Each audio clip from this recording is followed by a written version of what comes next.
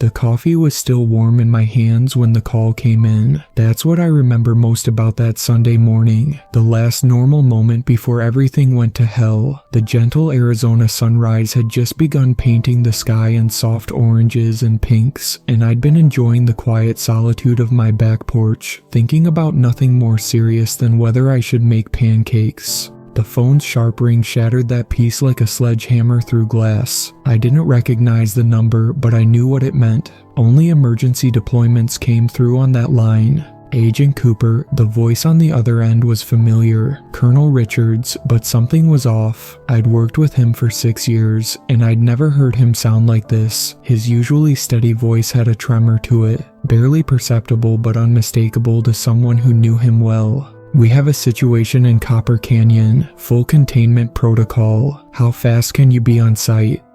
I was already moving, muscle memory taking over as I grabbed my pre-packed emergency bag. 2 hours if I push it, I replied, checking my watch. "What's the situation?" There was a pause on the line, too long to be normal. "This is need to know only, Cooper, but..." Another pause. "Wear your full kit, and James, be careful, this one's different." The line went dead before I could respond. That should have been my first warning. Colonel Richards never used my first name.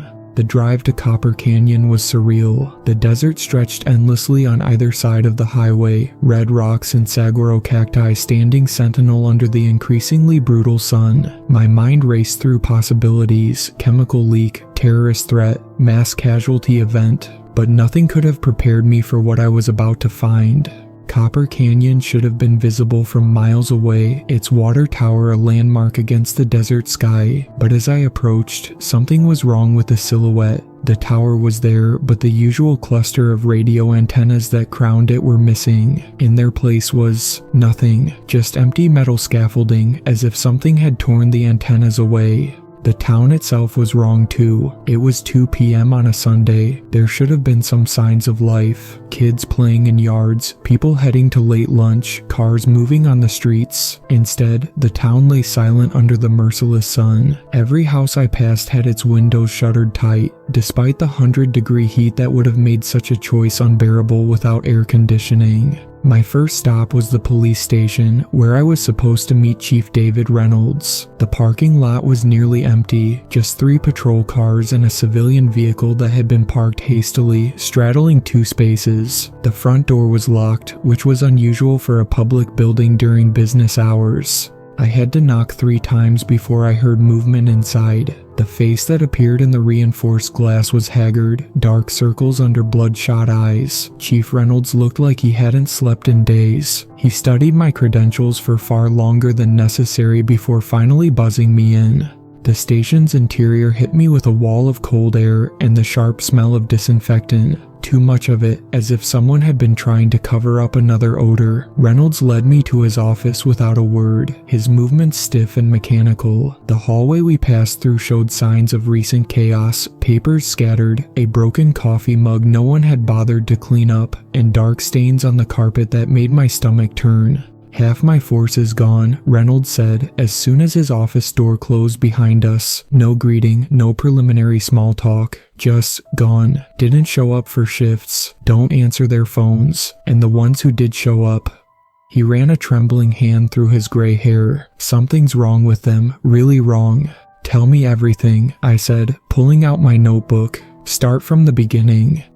Reynolds sank into his chair, suddenly looking every day of his 60-plus years. "It started at the clinic just over a week ago. Dr. Wilson called us about a patient who was acting strange. Violent tendencies, extreme thirst, bizarre skin conditions. We thought it was drugs at first. Had to be drugs." He laughed, but there was no humor in it. "God, I wish it had been drugs." The chief's next words were cut off by a scream from somewhere outside, high-pitched and inhuman, like nothing I'd ever heard before. Reynolds didn't even flinch. "You'll hear that a lot now," he said quietly. "They're most active during the day, despite the heat. The sun doesn't bother them anymore. Nothing bothers them anymore."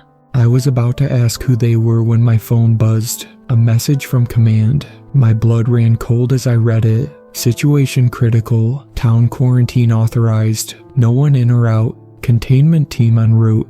Maintain media blackout at all costs. Looking back now, I realize that was the moment I should have run. Should have gotten back in my car and driven until I ran out of gas. But I didn't. I was still believing in protocols, in the system, in the idea that the government I served had everything under control. That belief wouldn't survive the night.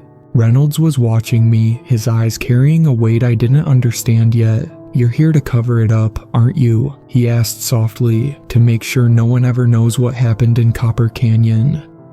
Before I could answer, a deputy burst into the office. His uniform was covered in dark stains and his eyes were wild with panic. "Chief, they've breached the clinic perimeter. Dr. Wilson, you need to see this." Reynolds moved faster than I would have thought possible for a man his age, grabbing a shotgun from behind his desk. He tossed me a spare sidearm. "Welcome to Copper Canyon, Agent Cooper," he said grimly. "Hope you're ready to see what your government's been keeping secret out here in the desert."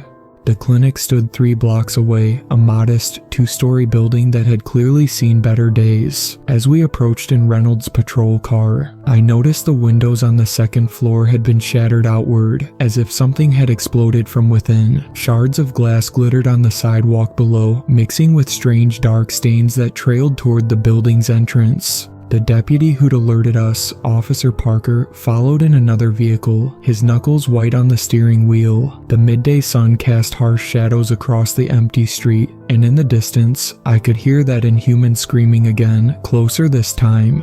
"We kept the infected quarantined on the 2nd floor," Reynolds explained as we pulled up to the clinic. "Had it secure until this morning. Military-grade locks, reinforced doors, none of it mattered, they just got stronger." The front entrance was barricaded with heavy furniture, but a side door hung open, its metal frame twisted as if something had torn through it like paper. The smell hit me first. Copper and rot, mixed with something chemical that burned my nostrils. Reynolds saw my expression and handed me a surgical mask from his pocket.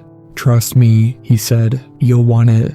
The clinic's interior was chaos. Papers and medical supplies littered the floor, and the walls were marked with long, dark scratches that looked disturbingly like claw marks. The emergency lighting cast everything in an eerie red glow. Apparently, the main power was out. "Dr. Wilson's office is upstairs," Parker whispered, his voice tight with fear. She was documenting everything, said we needed proof of what they did here.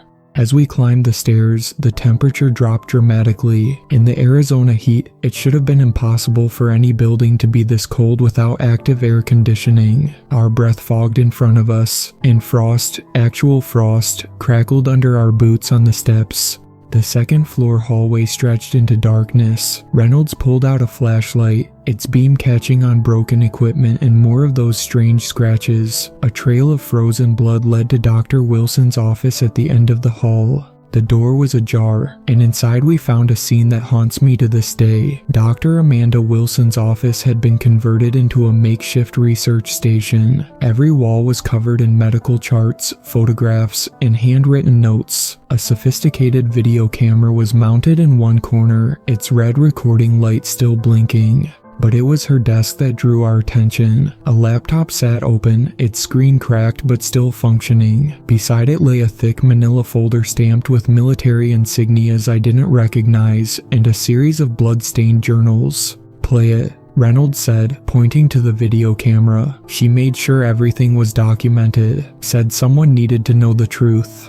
I connected the camera to the laptop and Dr. Wilson's face appeared on the screen. She looked exhausted, her dark hair disheveled, her white coat stained with what I hoped was coffee. The timestamp showed this was recorded just hours ago. "This will be my final report," she began, her voice hoarse. "The mutation rate has accelerated beyond all projections. What they told us was a simple bioweapon test has become something else entirely. The infected are evolving. Their cellular structure is changing in ways that defy everything we know about human biology."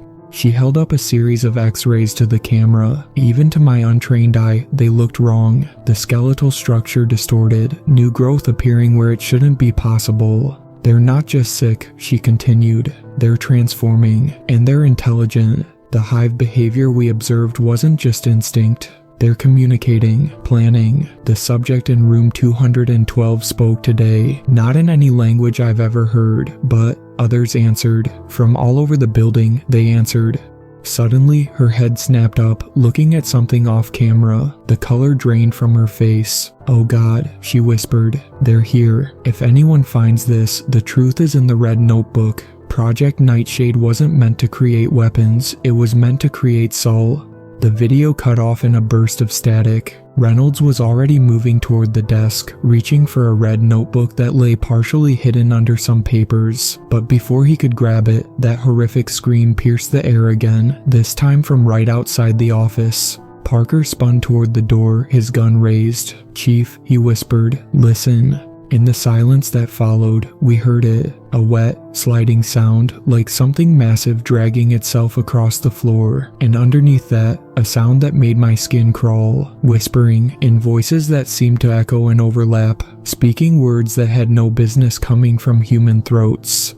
They were coming, and now we were trapped on the second floor with them. Reynolds moved with practiced efficiency, pushing a heavy filing cabinet against the door. Parker helped him, then took position by the room's only window. The whispering grew louder, and now I could almost make out words. Almost, but not quite, like hearing a conversation through water.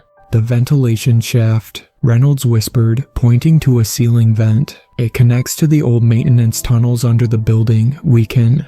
The door shuddered under a massive impact. The filing cabinet scraped several inches across the floor. In the hallway, something let out a sound that started as a laugh and ended as a growl. I grabbed the red notebook and shoved it into my jacket, along with several loose pages from Dr. Wilson's desk. The door shuddered again, and this time I saw the metal begin to bend inward, as if something impossibly strong was trying to peel it open like a tin can. "Move, now," Reynolds shouted, firing his shotgun through the warping door. The blast was deafening in the confined space, but the inhuman screech that answered it was worse. Dark fluid sprayed through the widening gap, sizzling where it hit the floor. Parker was already on a desk, yanking the vent cover free. The opening was tight, but we had no choice. Behind us, the door finally gave way with a screech of tortured metal. I turned to fire at whatever was coming through, but the sight froze me in place. The thing that had once been human crawled through the doorway on all fours, its limbs bent at impossible angles. Its skin was a roadmap of black veins, pulsing with unnatural rhythm. But its face, God, its face. The jaw had split and reformed, creating a maw filled with crystalline structures that looked more like glass than teeth. It saw me looking and smiled. Reynolds' shotgun roared again, catching the creature in what had once been its chest. The blast threw it backward, buying us precious seconds. "Up, now," he shouted, practically throwing me toward the vent. I scrambled through the opening, the metal cold against my hands. Behind me, I heard Parker scream, a sound cut terribly short. Reynolds fired one last time before following me into the shaft. We crawled through pitch darkness, the metal creaking under our weight. Below and behind us, those terrible whispers followed, echoing through the ventilation system. After what felt like hours but couldn't have been more than minutes, Reynolds kicked out another vent cover and we dropped into a basement hallway. "The tunnels," he gasped, reloading his shotgun with shaking hands. "They connect to the old copper mine under the town. We might have a chance if..." He stopped suddenly, staring past me with widening eyes. I turned to look and my blood ran cold. The basement walls were covered in a strange, translucent growth that seemed to pulse with its own inner light. As we watched, it spread visibly across the concrete, creating patterns that hurt my eyes to look at. And in those patterns, I could swear I saw faces, dozens of them, silently screaming. "My God," Reynolds whispered, "it's not just infecting people, it's building something." A deep rumble shook the building above us, and dust rained from the ceiling. The growth on the walls pulsed faster, its light intensifying. And then we heard it, not from above or below, but seemingly from everywhere at once. A voice that sounded like 1,000 voices speaking in perfect unison. "The transformation proceeds as planned," it said in that impossible chorus. "Containment is no longer necessary." Reynolds grabbed my arm. "Run." We sprinted down the hallway as the growth began spreading across the ceiling and floor. I could hear movement in the walls now, like something massive shifting behind the concrete. The tunnel entrance was ahead, a heavy steel door set into the wall. But as we reached it, I realized with horror that the door's keypad was covered in that same crystalline growth that we'd seen in the creature's mouth upstairs. Reynolds pulled out a keycard anyway, desperately trying to clear the pad. "Even if we get through," I said, "where does it lead?"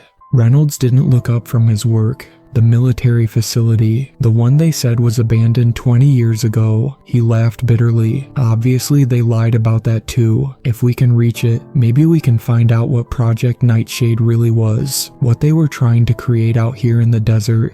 The growth was getting closer, spreading faster now, and behind us, those whispers were getting louder. They had found us. They were coming. And somewhere deep beneath the earth, something vast was stirring awake. Reynolds finally managed to clear enough of the growth to swipe his keycard. The door opened with a hiss of pressurized air, revealing a narrow concrete tunnel lit by emergency lighting. We rushed inside, sealing the door behind us. The sound it made as it closed was like a coffin lid shutting. "These tunnels run for miles under the desert," Reynolds explained as we moved forward. "They built them during the Cold War, connecting the town to the research facility. Most people thought they were just mining shafts, but..." He stopped abruptly, holding up his hand. In the distance, water was dripping, each drop echoing through the tunnel. But there was something else, a rhythmic scratching sound, like metal on stone. We pressed ourselves against the wall, trying to control our breathing. The emergency lights cast long shadows that seemed to move when we weren't looking directly at them. The scratching grew louder, accompanied by that same, wet, sliding sound we'd heard upstairs. "There's a security station half a mile ahead," Reynolds whispered. "If we can reach it, we might be able to access the facility's main database, find out what they were really doing here." The tunnel ahead split into 3 branches. Reynolds pointed to the right passage. As we turned the corner, my flashlight beam caught something that made me freeze. The walls were covered in photographs, hundreds of them stuck to the concrete with that same dark fluid we'd seen before. They were surveillance photos, showing different locations across the country, other small towns, other facilities, and in each photo, I could see the same signs we'd found in Copper Canyon. Empty streets, strange growths, people who didn't look quite human anymore. This wasn't an accident, I realized, the truth hitting me like a physical blow. This was a test run. They're planning to. A scream cut through the tunnel, this one horribly, unmistakably human. It was coming from the security station ahead. We ran toward it, our footsteps thundering on the concrete. The station's reinforced window was broken, and through it we could see a scene from a nightmare. Dr. Wilson was alive, but God, I wish she wasn't. The growth we'd seen in the basement had spread to her body, creating elaborate patterns across her skin that glowed with that same inner light. She was connected to a mass of writhing tendrils that emerged from the walls and floor, holding her suspended in the air. Her eyes were open, but they weren't human anymore. They had become swirling pools of opalescent light. "You came," she said, but her voice wasn't her own. It was that same chorus of thousands we'd heard before. "Good, you need to see, you need to understand." The tendrils shifted, pulling her closer to the window. "Project Nightshade wasn't meant to create weapons," she continued, her head tilting at an impossible angle. "It was meant to create salvation. The next step. Evolution demands sacrifice." Reynolds raised his shotgun, but I grabbed his arm. "Wait," I said. "Look."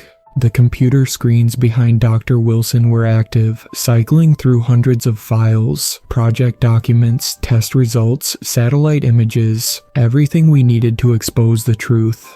"You still think so small," Dr. Wilson's chorus of voices said. "You think in terms of government conspiracies and biological weapons. But this," the tendrils pulsed, and the growth on her skin flared brighter. "This is beyond your military, beyond your nations. We've been waiting, growing, preparing, and now we're ready." The security station's door began to buckle, something massive pressing against it from the other side. Dr. Wilson smiled, her face splitting open like a blooming flower made of crystal and flesh. "The outbreak isn't contained to Copper Canyon," she said. "It's already spread, already growing, in deserts, in cities, in oceans deep. You can't stop it. You can only choose. Become part of the new whole, or die as obsolete fragments of the old world.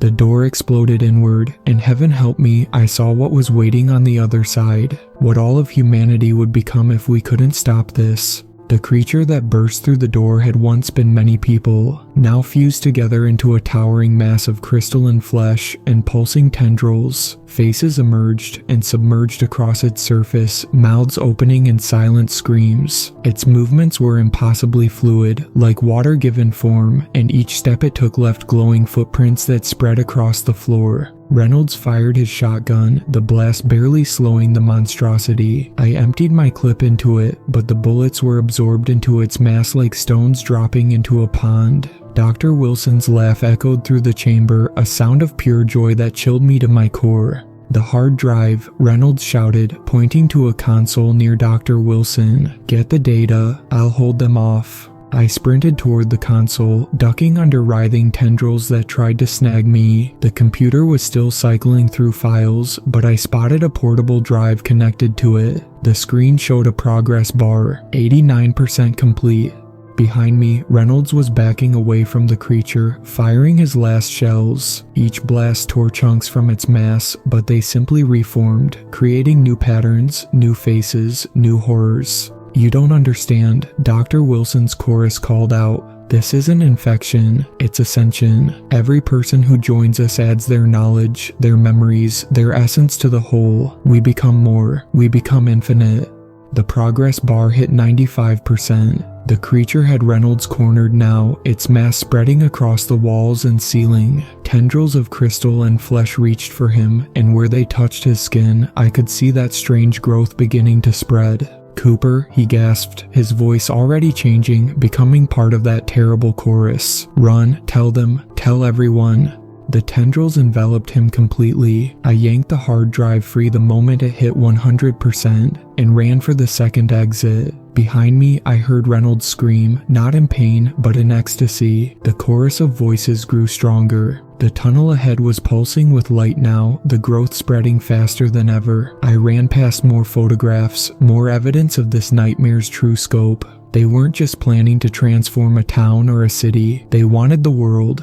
I burst through another security door into what had to be the main facility. The scene before me defied explanation. The chamber was massive, stretching up into darkness above and dropping away into a seemingly bottomless pit below. Along the walls, massive tanks held writhing masses of crystal and flesh, each one larger than the last. And suspended in the center, connected to everything by glowing tendrils, was something that made my mind recoil. It was a structure of impossible geometry, a crystalline heart the size of a house, pulsing with inner light. Within it, I could see shapes moving, thousands of bodies, all connected, all becoming one massive consciousness. And it was growing. Catwalks crisscrossed the chamber, leading to different research stations. On one nearby console, a map of the United States glowed with dozens of red dots. Other facilities, other experiments, other outbreaks waiting to happen. I heard movement behind me, that familiar wet, sliding sound. They were coming, but before they could reach me, I spotted something that gave me one last desperate hope. A control station marked Emergency Purge System. The crystalline heart pulsed faster, as if it knew what I was thinking. Dr. Wilson's voice echoed through the chamber, joined by Reynolds and countless others. "You can't stop evolution. You can't stop the future." I sprinted for the control station as tendrils burst from the walls around me. The growth was everywhere now, turning the facility into a living cathedral of crystal and flesh. The chorus of voices grew deafening, trying to drown out my thoughts, trying to make me accept their twisted vision of ascension. But I had seen what this evolution really meant. I had watched it consume my friend, corrupt a whole town, and now I knew it planned to do the same to the entire world. I reached the control station, my fingers flying over the keyboard as the tendrils crept closer. They wanted to create a new future. I was about to make sure that future died here, in the desert, even if I had to die with it. The purge system controls were protected by multiple layers of security, but in their arrogance, they'd left Dr. Wilson's credentials active. Her keycard was still clipped to the remains of her lab coat, hanging from tendrils near the security station. I had grabbed it without even thinking when I took the hard drive. My hands shook as I swiped the card and entered the commands. Warning messages flashed across the screen. Caution, purge sequence will initiate total facility sterilization. All biological material will be eliminated. This action cannot be undone. The crystalline heart pulsed violently, sending shockwaves through the chamber. The chorus of voices rose to a deafening shriek. You would choose extinction over evolution. Death over transcendence. Tendrils wrapped around my legs, trying to pull me away from the console. The growth began spreading up my boots, crystalline patterns dancing across the leather. I could feel it trying to get through, trying to make me part of their collective nightmare. There's still time, the voices said, softer now, almost gentle. Join us, be part of something greater, know what it means to be infinite. For a moment, God help me, I almost considered it. The loneliness, the fear, the weight of individual existence, all of it could end. I could be part of their vast consciousness, never alone again. Then I remembered Reynolds' face as the tendrils took him, the photographs in the tunnel, the plans for worldwide ascension. This wasn't evolution, it was extinction, the end of everything human. I slammed my hand down on the final confirmation button. Red emergency lights flooded the chamber. Steel shutters slammed down over the exits as a computerized voice echoed through the facility. Warning, purge sequence initiated. Plasma containment released. All personnel evacuate immediately. The effect was immediate and horrifying. Waves of blue-white energy began pouring from emitters in the walls, and everywhere they touched, the growth began to crystallize and shatter. The chorus of voices screamed in agony as their connected mass began to break apart. The tendrils around my legs went rigid, turning to brittle crystal that cracked and fell away. I ran for the emergency shaft marked on the facility map, trying not to hear the death screams of thousands of merged consciousnesses. The crystalline heart was shattering now, raining fragments of crystal and flesh into the pit below. Each piece contained frozen faces, final expressions of horror as their shared dream of ascension crumbled. I reached the emergency shaft, a narrow tube with a ladder leading up to the surface. Just as the main chamber began to collapse, the purge sequence was destroying everything, breaking down the molecular bonds that held their twisted evolution together. The climb up felt endless. Below me, explosions rocked the facility as power systems overloaded. The walls of the shaft began to crystallize and crack, forcing me to climb faster than I thought possible. My muscles screamed in protest, but I couldn't stop. I was nearly to the surface when I heard it. One final message from the chorus, growing weaker but still unified. You've won nothing. We are in the water, in the air, in the earth itself. Others will wake, others will rise. Evolution cannot be stopped. The shaft exit was a heavy hatch set into the desert floor, half a mile from the town. As I pulled myself out into the brutal Arizona sun, the ground shuddered. Looking back toward Copper Canyon, I saw the water tower collapse as sinkholes opened up, swallowing entire blocks. The underground facility was imploding, taking the infected town with it. But I knew they were right. The hard drive in my pocket contained proof that Copper Canyon wasn't the only site. There were others, sleeping, waiting, and now I had a choice to make. I could take this evidence to the media, expose everything, but that might cause global panic, playing right into their plan for chaos and transformation, or I could deliver it to my superiors, who would surely bury the truth, and possibly bury me with it. There was a third option, find others who would believe me, people with the resources and courage to fight this in secret. Because this wasn't over, the voices were right about one thing, evolution cannot be stopped. But evolution doesn't have to mean the end of humanity. Sometimes, evolution means finding the strength to remain human in the face of the infinite. I took one last look at the sinkhole that had been Copper Canyon, then began walking. I had evidence to secure, people to contact, and a war to prepare for, because I know the truth now. There was an outbreak in Arizona. I was sent to cover it up, Instead, I found something worse than any weapon, any virus, any nightmare. I found the future they wanted for us all. And as long as I'm breathing, I'll make sure that future never comes to pass. But some nights, when I'm alone in the dark, I swear I can hear them whispering. The voices that used to be my friend Reynolds, Dr. Wilson, and all the others. They whisper about evolution and ascension, about the beauty of their crystalline dreams. And sometimes, God help me, I still wonder if they were right.